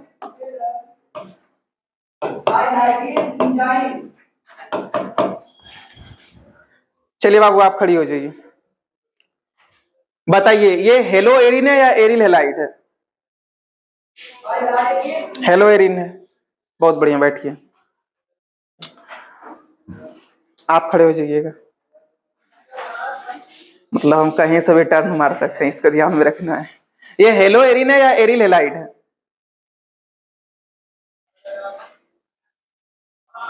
दोनों है, जल्दी बोलिए। ये हेलो एरिन है या एरिल हेलाइड है, एरिल हेलाइड। बहुत बढ़िया, हो बैठिए, आप खड़े हो जाइएगा। आप बताइए क्या हेलो एरिन है या एरिल हेलाइड है, दोनों। बहुत बढ़िया, बैठिए। कितने बच्चों को लग रहा है कि ये दोनों है, बहुत बढ़िया। कितने बच्चों को लग रहा है खाली हेलो एरिन है, नहीं कह रहे। अच्छा, कितने बच्चों को लग रहा है खाली एरिल हेलाइड है, कितने बच्चों को लग रहा है कि कुछ नहीं है, कितने बच्चों को लग रहा है कि बेंजाइलिक हेलाइड है। कौन दुनिया में रहते हैं जी, जो हेलो एरिन है बेवकूफ वही एरिल हेलाइड होता है। अभी 2-4 बार क्या हमको 10 बार बोले होंगे। वो ये बोलते हैं कि सर हेलो एरिन, तो जो हेलो एरिन वही एरिल हेलाइड है। तो एरिल हेलाइड या हेलो एरिन तब होगा जब बेंजीन के ही किसी कार्बन के साथ हेलोजन एटम जुड़ेगा। हम आप लोगों को फंसाने के लिए दोनों ऑप्शन दे रहे थे, और आप लोग बड़े चाव से बोलते चाहिए वो नया दूसरा तो होबे करेगा। अभी पता नहीं बेंजाइलिक हेलाइड में यही बताए थे। देखिए देखिए, कार्बन में जुड़ा हुआ, फिर इसका अगला कार्बन बेंजीन रिंग में है। वैसे यहाँ पे देखिए कार्बन है, इसमें जुड़ा हुआ हेलोजन एटम, इसका अगला कार्बन है बेंजीन रिंग में, तब इसको बेंजाइलिक हेलाइड बोलते हैं। एरिल हेलाइड देखिए हेलोजन एटम डायरेक्ट बेंजीन में जुड़ा होगा, हेलोजन एटम डायरेक्ट बेंजीन के किसी कार्बन में जुड़ा होगा, तब ये एरिल हेलाइड या हेलो एरिन कहलाएगा। लेकिन ये दोनों में से कुछ कहलाएगा क्या, ये है गलत। क्या आप सबको समझ में आया, अब इसमें फंसिएगा नहीं ना। ये गलत एग्जांपल भी एक तो दे दिए ताकि आपका माइंड में क्लियर है। चलिए अब हम लोग का एरिल हेलाइड हो गया कंप्लीट। अब इसके आगे हम लोग बढ़ेंगे, एरिल हेलाइड के आगे यहाँ पे देखिए आपका हो गया एग्जांपल, और यहाँ पे जनरल स्ट्रक्चर बना लीजिएगा। अब हम लोग का हो गया बाबू स्टार्ट नोमेनक्लेचर, और पहला नोमेनक्लेचर देखेंगे हम लोग हेलो एल्केन का। किसका देखेंगे, हेलो एल्केन का। नोमेनक्लेचर में IUPAC ने हम आप लोग को लिखने सिखा दिए हैं, काफी दिन तक चला है और एकदम डिटेल में सिखा है। हम आपको किस लेवल का सिखाएं और एग्जाम में किस लेवल का आएगा अभी आप देखिएगा। उसका कॉमन नेम भले हम आप लोग को सिखाएं, क्योंकि कॉमन नेम हम आपको पहले भी बोले थे कि कुछ कॉमन नेम आपको याद करना पड़ेगा, क्योंकि कॉमन नेम जो है सो वो किस ओरिजिन से निकला है, उसका टेस्ट कैसा है, उसका रंग कैसा है, उसका गंध कैसा है, ये सब मतलब आधार पे दिया हुआ है।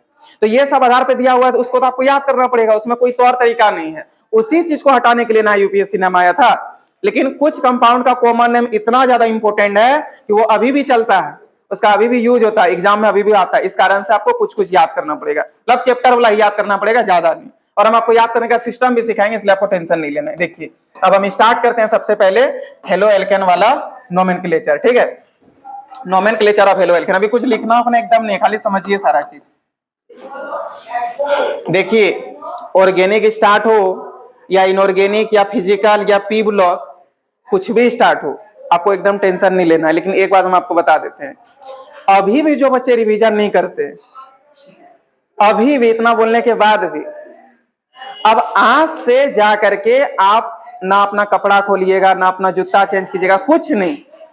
भूख प्यास सब लगने दीजिए, उससे मतलब हमको नहीं। सोच लीजिए फास्टिंग पर, और ज्यादा नहीं, जा करके इसको 15 मिनट जरूर पढ़िए। उससे 15 मिनट आपको अपना सब चीज रोक लेना है, हम तो यहाँ पे काफी कुछ जो है बहुत देर तक रोक लेते हैं, क्योंकि आपको पता है कि यहाँ पे बहुत कुछ का सुविधा नहीं है, तो हम बहुत देर तक रोकते हैं, 4-5 घंटा भी, 6 घंटा भी कई बार हो जाता है। हम आप लोगों को केवल 15 मिनट स्टॉप करने बोले, खाना नहीं खाना जा करके, सबसे पहले इसको रिवीजन करना है हर दिन। ये नहीं कि याद हो गया छोड़ देंगे, गलत हो जाएगा। फिर हम जो बात बोलेंगे आप उतने करना, उससे ज्यादा आपको करना भी नहीं है। 15 मिनट से ज्यादा 20 मिनट आप पढ़वो नहीं, फिर गड़बड़ हो जाएगा। अब डॉक्टर बोलेगा एक टेबलेट का आप 5 के बार में खा लीजिए, गड़बड़ाएगा कि नहीं। उसी तरह हम आपको 15 मिनट बोले तो उतने पढ़ना, लेकिन डेली पढ़ना है। जैसे आज हम पढ़ाए, घर में इसको जाके प्रैक्टिस कीजिए। फिर जो नेक्स्ट डे पढ़ाएंगे फिर उसको शुरू से करना है, ये नहीं कि खाली कल बोला, नहीं, डेली आपको 15-15 मिनट करके, जहां आप पूरा हेलो इस चैप्टर को कंप्लीट करते करते आप डेली शुरू से 15 मिनट करके पढ़ रहे हैं ना, तो हेलो एल्केन एंड हेलोरीन का एक एक बात, एक एक वर्ड, जितना चीज हम बोले हैं सब आपका माइंड में रहेगा। इनके हम जितना बोले वो सब आपका माइंड में है, और क्वेश्चन उसके भीतरे से पूछेगा, तो फिर कैसे छूटेगा। और बाबू अब ऑर्गेनिक बहुत इंपॉर्टेंट है, और एक के चैप्टर इसमें इंपॉर्टेंट है, यही वाला। इसको जहां आप कर लिए तो एक एक वर्ड का खाली मतलब डिफरेंस है, और सब आंसर सेम होगा, सब रिएक्शन एक टाइप का बनने लगेगा। पूरा ऑर्गेनिक से आपका 25-30 नंबर आएगा बिहार बोर्ड में। कितना? हाँ, तो वही हो गया 30 नंबर, 27-30 हो गया, तो बात बराबर हुआ। और आपका यहाँ पे जो जैक बोर्ड वाले जो बच्चे हैं, उसका 35 नंबर तक भी पूछ सकता है, 40 भी जा सकता है जैक बोर्ड के लिए, क्योंकि 70 नंबर का एग्जाम होना है। 3 गो चैप्टर उधर है, 2 गो चैप्टर इनऑर्गेनिक में है, तो 3 2 कितना हुआ? 5 गो हुआ। तो 5 गो से 5-5 नंबर का सब है, मान लेते फिर भी 6-6 नंबर का पूछ दे, कितना करेगा? 7-7 नंबर का पूछ दे, उसके बाद तो सब इधर बच गया। इसलिए बहुत इंपॉर्टेंट है, दोनों बोर्ड के लिए बहुत इंपॉर्टेंट है, और कुछ नहीं बोलेंगे। हाँ, लेकिन दोनों बोर्ड को पढ़ना, केवल एक ही चैप्टर को बढ़िया से मन से, यही वाला ई जहां कर लिए फिर आपको कोई दिक्कत नहीं होगा। इसलिए सब कोई हाइब्रिडाइजेशन टाइब्रिडाइजेशन जितना बताएं हम सब फिर अगला क्लास पूछेंगे, एक भी चीज आपसे मिस्टेक नहीं होना चाहिए। और इस बार हम सही बोल रहे हैं, यदि इस बार आप कुछ गलती कर दीजिएगा तो ये पेन आपका अंगुली में यहाँ फिर फंसाएंगे, और तब तक दबाएंगे जब तक नीचे से स्टाफ आपको बचाने नहीं आएगा।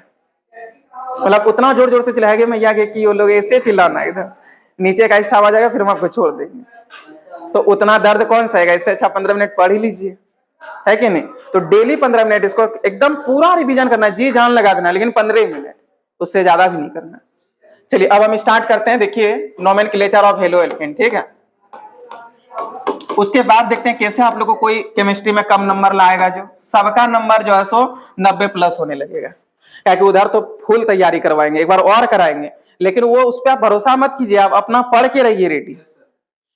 मतलब हम जब ऑनलाइन लाइव आएंगे तो हम जैसे क्वेश्चन है आप पहले आंसर बताइए, वो सब लाइव चलेगा। क्या कि मेरा लाइव आने का हो गया, मेरा 3000 1-2 दिन में पूरा भी हो जाएगा। क्या कि मेरा एक पीरियड, वो जो ट्रिक वाला वीडियो था ना, ट्रिक वाला वीडियो में मेरा डेली 100 गो 150 गो व्यूज बढ़ रहा है, और वो इंप्रेशन भी अच्छा खासा गया, उसमें सब चीज अच्छा है। मतलब 150 घंटा से ऊपर चल भी गया एक गो वीडियो। और अभी हम वीडियो तो डालते नहीं है उतना, यदि हम रेगुलर वीडियो डालने लगे तो मेरा भी चैनल कब का मोनेटाइज हो, पैसा वैसा भी आने लगे, लेकिन हम क्यों नहीं डालते आप जानते हैं उस चीज को।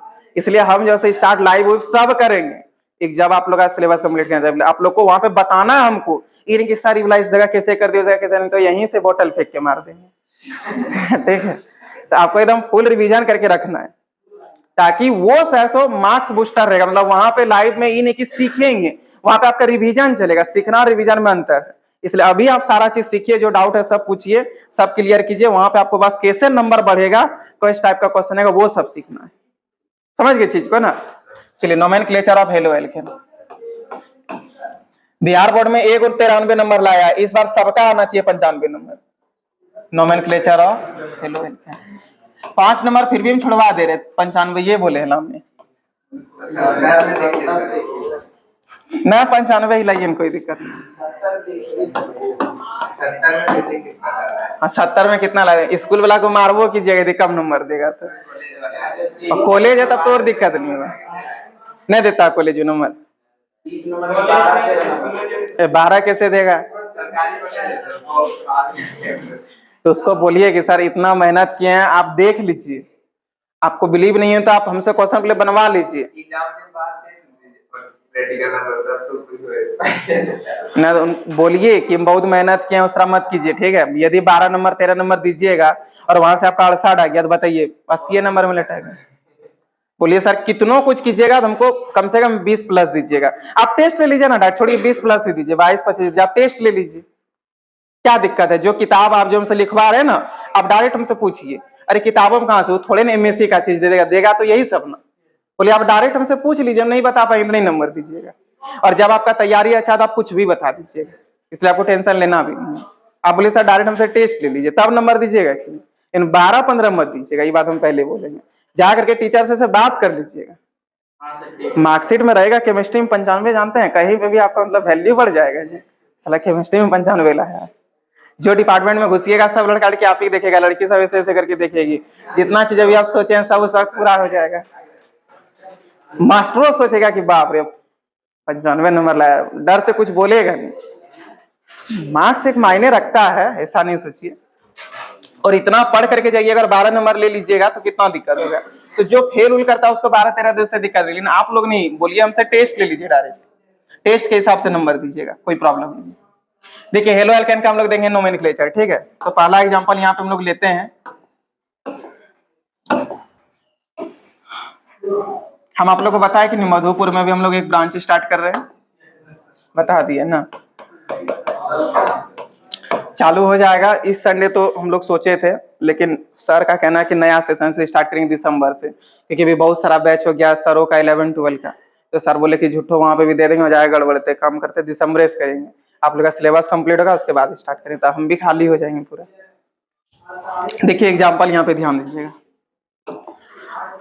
देखिए जैसे सबसे पहला एक कार्बन ले लिए, हाइड्रोजन हाइड्रोजन हाइड्रोजन, और यहाँ पे क्लोरीन जोड़ दिए।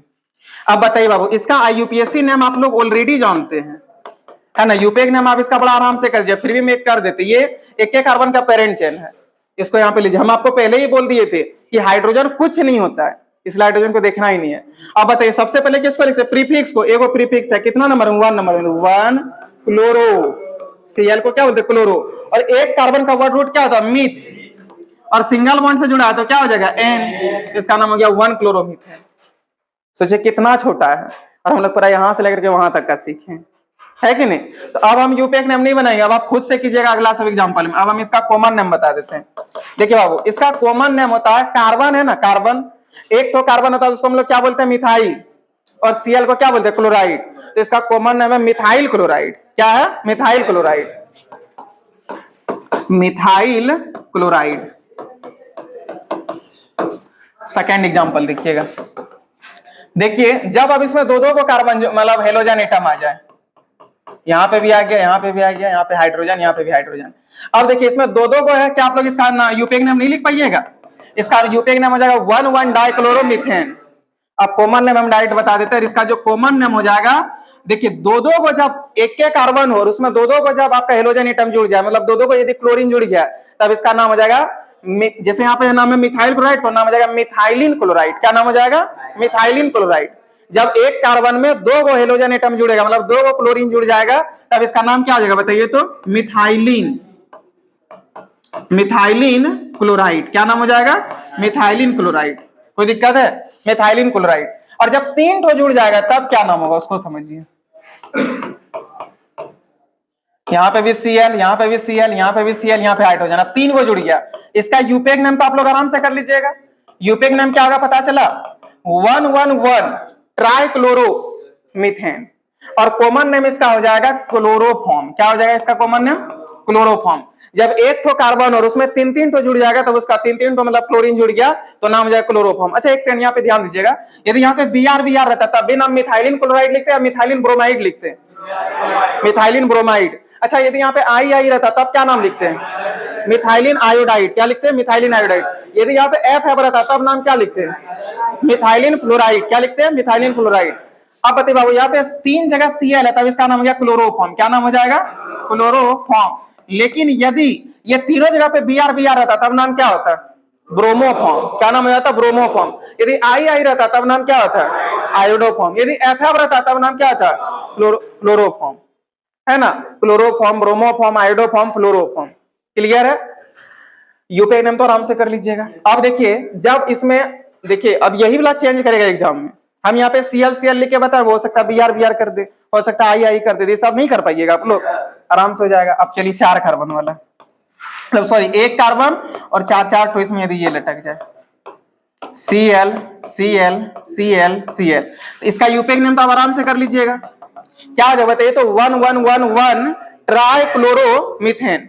लेकिन कॉमन नेम देखिए बाबू, कॉमन नेम इसका हो जाएगा, कोई बता सकते हैं क्या होता बताइए तो? हाँ कॉमन नेम जब चार्ट हो जाए तो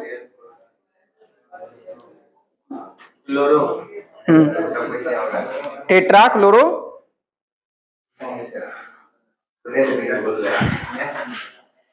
चार्ट यदि आ जाएगा तब क्या होगा सोचिए।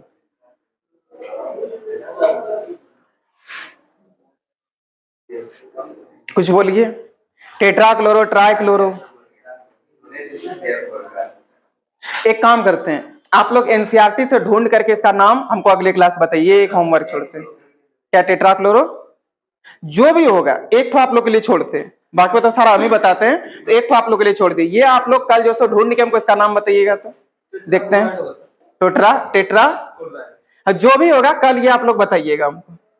अच्छा एक सेकंड यहाँ पे ध्यान दीजिएगा, इसी को आप लोग ऐसा भी लिख सकते हैं CCl4, ये वाला एग्जांपल भी दिए थे, याद कीजिए CCl4। तो जो भी इसका नाम होगा वो अगले क्लास आप लोग हमको बताइएगा, हम किसी से पूछेंगे, जब नहीं बता पाइएगा तब फिर हम बताएंगे। क्लियर है? तो एक कार्बन का इतने केस बनेगा, ठीक है, कॉमन नेम में। अब हम लोग देखते हैं कि दो कार्बन वाला, देखिए नोमेनक्लेचर ऑफ एलोएल्केन। ये अब हम लोग देखेंगे जब दो दो को कार्बन होगा तब क्या नाम होगा। अब यहाँ पे ध्यान दीजिएगा, देखिए जब दो कार्बन होगा ना तो देखिए एक कार्बन है तो मिथाइल, दो कार्बन तक क्या होता है इथाइल, तो दो कार्बन रहेगा, एगो Cl नाम हो जाएगा इथाइल क्लोराइड। क्या हो जाएगा? Ethyl chloride. अब देखिए क्या इसका कॉमन नेम यूपेक नेम आप लोग नहीं कर पाइएगा, काउंटिंग इधर से करके कर लीजिएगा। लेकिन अब यहाँ पे ध्यान दीजिए, यहाँ पे दो कार्बन है, जब दो कार्बन हो लेकिन हेलोजन एटम किसी एक ही कार्बन पे दो दो को लटक जाए, किसी एक ही कार्बन पे, तब उसका नाम हो जाएगा इथाइलिडीन क्लोराइड। क्या हो जाएगा? Ethylidene chloride. Ethylidene chloride, ethylidene chloride कब होगा? जब दो कार्बन होगा और दोनों कार्बन पे हेलोजन एटम होगा, या फिर एक के कार्बन पर होगा, एक के कार्बन, तब नाम हो जाएगा इथाइलिडीन क्लोराइड। और यानी तो इसी का एक और नाम है जेम डाइहेलाइड। क्या नाम है? Gem dihalide. क्लियर है? Gem dihalide. अब देखिए दो कार्बन होगा लेकिन दोनों कार्बन पे यदि एक आ गया तब उसका नाम हो जाएगा इथाइलिन डाइक्लोराइड। क्या नाम हो जाएगा? Ethylene dichloride. क्लियर है? Ethylene dichloride. या अब एक बार आप लोगों को सोच के बताइएगा, दो कार्बन होगा लेकिन एक के कार्बन पे दोनों हेलोजन एटम जुड़ जाएगा, तब नाम क्या हो जाएगा? Ethylidene chloride. क्या नाम हो जाएगा? Ethylidene chloride. लेकिन दो कार्बन होगा और दोनों पर एक होगा, तब नाम क्या हो जाएगा? Ethylene dichloride. क्या नाम हो जाएगा? Ethylene dichloride. क्लियर है? ये सब याद रखना पड़ेगा, ठीक है। चलिए अब आगे देखिएगा, नोमेनक्लेचर ऑफ एलोएल्केन में ही अब हम लोग देखेंगे तीन कार्बन का केस। कितना कार्बन का केस? तीन कार्बन का। अब तीन कार्बन पे यदि तीन कार्बन रहा और पहला नंबर में यदि आपका क्लोरीन रहा है, आपका मतलब पहला नंबर में कोई हेलोजन एटम रहेगा, हेलोजन एटम में हम यहाँ क्लोरीन ले लिया, ब्रोमीन कुछ भी ले सकते हैं। यदि पहला नंबर में Cl आ गया तब इसका नाम हो जाएगा एन प्रोपाइल क्लोराइड। एन का मतलब होता है नॉर्मल। क्या होता है? नॉर्मल। तो इसका नाम हो जाएगा नॉर्मल प्रोपाइल क्लोराइड। क्या इसका यूपेक नाम आप लोग नहीं लिख पाइएगा? आराम से लिख लीजिए। काउंटिंग किधर से होगा? इधर से या इधर से? Cl के तरफ से। क्लियर है सबका? तो इसका नाम हो जाएगा एन प्रोपाइल क्लोराइड। इसी को बोलते हैं नॉर्मल प्रोपाइल क्लोराइड। क्या बोलते हैं? Normal propyl chloride. नॉर्मल को शॉर्ट में एन लिखते हैं, एन प्रोपाइल क्लोराइड। अब आपका मन में चल रहा है सर आप बोले कि पहला नंबर कार्बन में जुड़ा होना चाहिए, ये क्लोरीन जो है सो यहाँ पर भी आ सकता है, आराम से आ सकता है। यदि तीन कार्बन हुआ और पहला नंबर में यदि आपका क्लोरीन जुड़ गया तब हो जाएगा नॉर्मल प्रोपाइल क्लोराइड। क्या नाम हो जाएगा? Normal propyl chloride. क्लियर है? अब देखिए यदि तीन कार्बन रहा लेकिन दो नंबर कार्बन के साथ यदि आपका जुड़ गया क्लोरीन, तब हो जाएगा आइसोप्रोपाइल क्लोराइड। क्या हो जाएगा? Isopropyl chloride. एक नंबर में रहेगा तो नॉर्मल प्रोपाइल क्लोराइड, दो नंबर में यदि Cl जुड़ गया तब क्या हो जाएगा? Isopropyl chloride. किसी का मन में चला सर तीन कार्बन अगर तीन नंबर में जुड़ जाएगा तब तो इसमें तीन नंबर का केस बन ही नहीं सकता। बोलिए सर क्या है? क्योंकि यहाँ पे डालिए एक नंबर, यहाँ पे डालिए एक नंबर, यहाँ पे दो नंबर, तो तीन नंबर का केस तीन कार्बन में नहीं बनेगा। क्लियर है? तो बताइए पहला नंबर यदि तीन कार्बन हुआ और पहला नंबर में यदि आपका क्लोरीन जुड़ गया तब नाम क्या हो जाएगा? Normal propyl chloride. यदि तीन कार्बन रहा लेकिन दो नंबर में जुड़ गया तब क्या कहलाएगा? Isopropyl chloride. क्या कहलाएगा? Isopropyl chloride. और यदि तीन कार्बन रहा और सब में जुड़ गया, सब में फ्लोरीन फ्लोरीन आ जाए, तब इसका नाम हो जाएगा परफ्लोरोप्रोपेन। क्या नाम हो जाएगा? परफ्लोरोप्रोपेन। क्या नाम हो जाएगा? परफ्लोरोप्रोपेन। तीन केस बताएं तीन कार्बन में, आपको तीनों बताना। बताइए तीन कार्बन रहेगा लेकिन पहला नंबर कार्बन के साथ यदि क्लोरीन जुड़ गया तब नाम क्या आ जाएगा? नॉर्मल प्रोपाइल क्लोराइड यानी कि एन प्रोपाइल क्लोराइड। अच्छा दो नंबर में जुड़ा तब आइसोप्रोपाइल क्लोराइड। सब में जुड़ गया फ्लोरीन तब परफ्लोरो पर फ्लूरो, बताइए पर फ्लूरो क्या कहलाएगा? प्रोपेन, पर फ्लूरो प्रोपेन। क्लियर है? अब देखिए 4 कार्बन का केस, ठीक है। जब 4 कार्बन होगा और पहला नंबर कार्बन में ही जुड़ा रहेगा तब इसका नाम हो जाएगा नॉर्मल ब्यूटाइल क्लोराइड। क्या नाम हो जाएगा? Normal butyl chloride. और 4 कार्बन में 4 केस बनेगा, याद रखिएगा। नॉर्मल ब्यूटाइल क्लोराइड कब कहलाएगा? जब 4 कार्बन होगा और पहला कार्बन के साथ ही आपका हाइड्रोजन एटम जुड़ा यानी कि क्लोरीन जुड़ा, तब उसको हम लोग क्या बोल देंगे? Normal butyl chloride. देखिए नॉर्मल ब्यूटाइल क्लोराइड। लेकिन जब 2 नंबर कार्बन के साथ जुड़ेगा, 1 नंबर कार्बन में जुड़ेगा तो नॉर्मल ब्यूटाइल क्लोराइड, और 2 नंबर कार्बन में जुड़ेगा तब इसका नाम हो जाएगा सेक ब्यूटाइल क्लोराइड। अब सोचिए यहीं पे अंतर आ गया।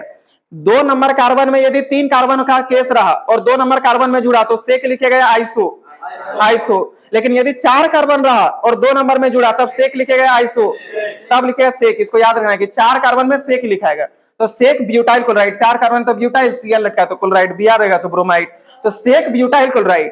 क्लियर है? तब जब 4 कार्बन होगा और 2 नंबर में लटकेगा तो नाम क्या हो जाएगा? सेक या आइसो? सेक, सेक, सेक ब्यूटाइल क्लोराइड। ठीक है।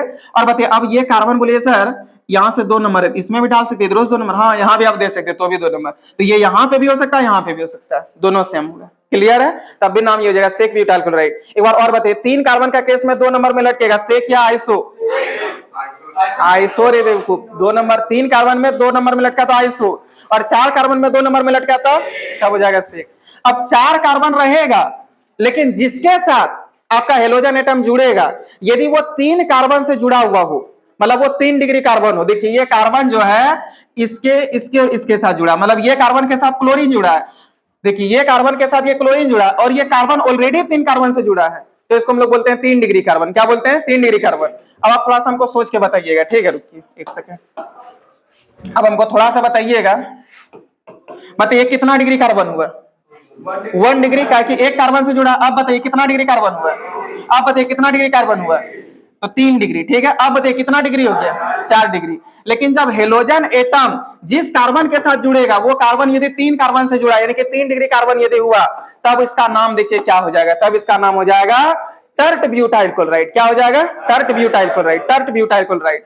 अब यहां पे ध्यान दीजिए, यदि आपका हेलोजन एटम जिस कार्बन के साथ जुड़ा यदि वो 1 डिग्री रहा और उसके बाद वाला 3 डिग्री रहा तब उसका नाम हो जाएगा आइसोब्यूटाइल क्लोराइड। क्या नाम हो जाएगा? Isobutyl chloride. देखिए ये कार्बन 1 कार्बन के साथ जुड़ा यानी कि ये 1 डिग्री कार्बन हो गया, और ये कार्बन 3 कार्बन से जुड़ा 1 2 3 से, तो जिसके साथ हेलोजन एटम जुड़ा वो 1 डिग्री, उसके बाद वाला यदि 3 डिग्री हो गया तब उसका नाम हो जाएगा आइसोब्यूटाइल क्लोराइड। क्या नाम हो जाएगा? Isobutyl chloride. क्लियर है सबका? अब आप लोग हमको सब कोई सोच के बताइएगा, ठीक है? बताइए 4 कार्बन है लेकिन पहला नंबर के साथ जुड़ा, नाम क्या हो जाएगा? Normal butyl chloride. 4 कार्बन है लेकिन 2 के साथ जुड़ा तो आइसो या सेक? Sec butyl chloride. अच्छा 4 कार्बन है लेकिन जिसके साथ हेलोजन एटम जुड़ा है वो 3 डिग्री के साथ जुड़ा तो उसका नाम क्या हो जाएगा? Tert butyl chloride. क्या नाम हो जाएगा? Tert butyl chloride. देखिए टर्ट ब्यूटाइल क्लोराइड। और जिसके साथ मतलब जिसके साथ कार्बन 4 कार्बन है टोटल, जहां पे जुड़ा वो 1 डिग्री और उसके बाद वाला 3 डिग्री, तब नाम क्या हो जाएगा? तब नाम होगा आइसो। क्या 4 नंबर कार्बन का सब केसेस याद हो गया? इसको घर में एकदम रिवीजन कर लीजिएगा। अब देखिए बाबू लास्ट 5 नंबर कार्बन के लिए, जब 5 नंबर कार्बन रहेगा और पहला कार्बन के साथ जुड़ गया तब हो जाएगा इसका नाम नॉर्मल पेंटाइल क्लोराइड। क्या नाम हो जाएगा? Normal pentyl chloride. हाँ जब 4 कार्बन रहा, सॉरी 5 कार्बन यदि रहा और जिसके साथ आपका जुड़ा है हेलोजन एटम यदि वो 3 डिग्री हो गया, 3 डिग्री, देखिए हेलोजन एटम इसके साथ जुड़ा है और ये 3 डिग्री हो गया, 1 2 3, ये कार्बन 3 डिग्री कार्बन है, तब इसका नाम हो जाएगा टर्ट पेंटाइल क्लोराइड। क्या नाम हो जाएगा? Tert pentyl chloride. और यही तो इसमें भी था, देखिए टर्ट ब्यूटाइल क्लोराइड है कि नहीं? Tert butyl chloride. और यदि 5 कार्बन रहा और जिसके साथ हेलोजन एटम जुड़ा है यदि वो 3 डिग्री कार्बन हो गया तब क्या हो जाएगा नाम? Tert pentyl chloride, tert pentyl chloride. अब यहाँ पे ध्यान दीजिएगा। अच्छा ये वाला केस यहाँ पे भी बन सकता है, बोलिए सर कैसे? इसको सीएल यहाँ लटके एक कार्बन यहाँ पे दे दीजिए तो दोनों के लिए सेम चीज होगा। Tert butyl chloride, tert pentyl chloride दोनों सेम हो गया। क्लियर है सबका? मतलब जिसके साथ हेलोजन एटम जुड़ेगा यदि वो 3 डिग्री हो गया तब नाम क्या हो जाएगा? 4 और 5 दोनों के केसेस में टर्ट। क्या हो जाएगा? टर्ट। 4 कार्बन है तो टर्ट ब्यूटाइल क्लोराइड, 5 कार्बन तो टर्ट पेंटाइल क्लोराइड। 100% क्लियर है? चलिए अब देखिए यहाँ पे ध्यान दीजिएगा कि जिसके साथ आपका हेलोजन एटम जुड़ा है उसके बाद वाला कार्बन यदि 4 डिग्री कार्बन हो गया है ना, देखिए ये हेलोजन एटम सी के साथ जुड़ा है, ये कार्बन 1 डिग्री है, इन इसके बाद वाला जो कार्बन वो 4 डिग्री है, 1 2 3 4 डिग्री है, तब इसके लिए बोलिएगा नियो पेंटाइल क्लोराइड। क्या बोलिएगा? नियो। और नियो का केस 5 में ही आएगा, 4 में नहीं आएगा। ठीक है? देखिए 4 में कहीं पे भी नियो नहीं था, तो इसके लिए हो जाएगा नियोपेंटाइल क्लोराइड। और जब आपका जिसके साथ हेलोजन एटम जुड़ा वो 1 डिग्री, उसके बाद वाला 2 डिग्री, उसके बाद वाला 3 डिग्री, तब बोलिएगा आइसोपेंटाइल क्लोराइड। क्या बोलिएगा? Isopentyl chloride. देखिए ये हेलोजन एटम जिसके साथ जुड़ा है, ये एक कार्बन के साथ जुड़ा है, ये हो गया 1 डिग्री, ये हो गया 2 डिग्री, एक इसके साथ एक इसके साथ जुड़ा 2 डिग्री, और इसके बाद वाला ये जो कार्बन ये 3 के साथ जुड़ा 1 2 3, तब ये हो गया 3 डिग्री। मतलब जिसके साथ जुड़ा वो 1 डिग्री, उसके बाद वाला 2 डिग्री, उसके बाद वाला 3 डिग्री, तब उसको बोलेंगे आइसोपेंटाइल क्लोराइड। क्या बोलेंगे? क्या क्लियर है सब? इसको याद कर लीजिएगा। चलिए आप लोग नोट कर लीजिए, हम यहाँ पे ऑफ करते हैं।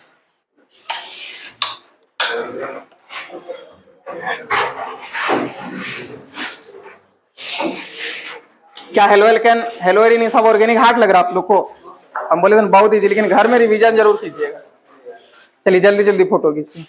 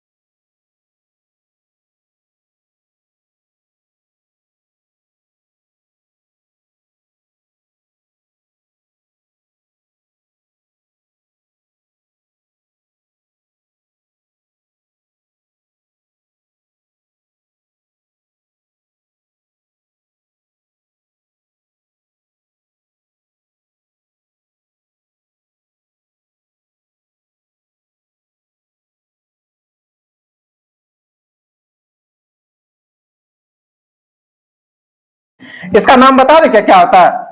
Carbon tetrachloride. तो चलिए हम लिख ही देते हैं, ठीक है, आप यही बोले थे,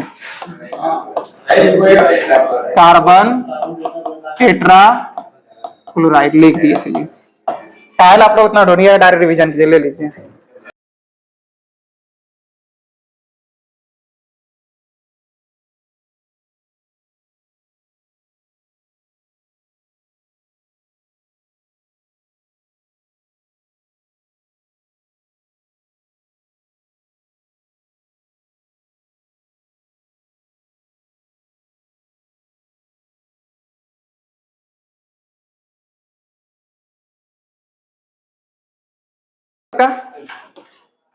रुकिएगा थोड़ा सा, 1 सेकेंड।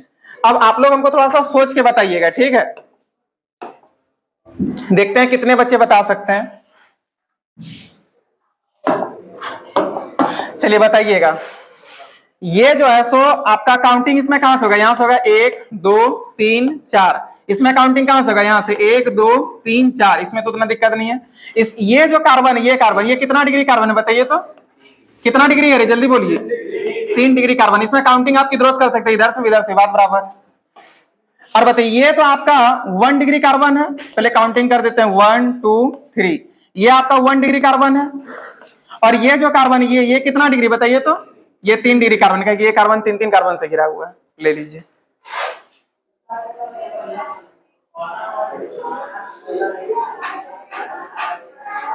ले लिए, आगे बढ़ा दे। रुकिएगा थोड़ा सा, इसमें भी आप लोग को बताना है, ठीक है?